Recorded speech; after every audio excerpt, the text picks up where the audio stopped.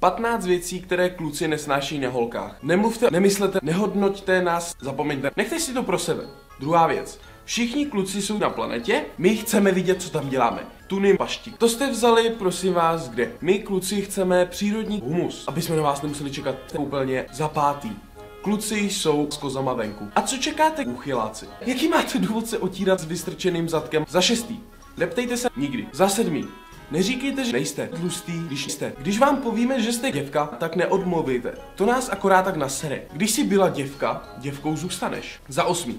Ozvěte se, než přijdete na návštěvu. Buď tam máme nehorázný sex, anebo jiný věci. Za deváté. Blowjob s kozama venku. Jako k čemu? My chceme vidět s vystrčeným zadkem. Co máme dělat? Vedně vidíme úplné hovno. Za desáté. Po blowjobu nám nikdy nedávejte telefonní číslo. My chceme vidět, jestli děláme blowjob dobře. Za jedenácté. Provokujete úplné hovno. Da fuck?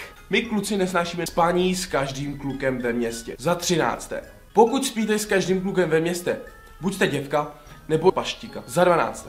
Neříkejte kamarádům, když prochází okolo jiných lidí. You are fucked.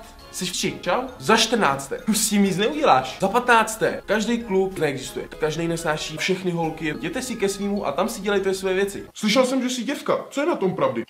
Tak to ne, já jsem tlustá. Každá nás takhle provokuje. Vám se začne líbit ex-přítel. On zjistí, že jste spali s jeho kámošem. Prostě on tě chtít nebude. Proč si teď bezdůvodně držím péro? Pokud myslíte, tak nezapomeňte dát like, bučku.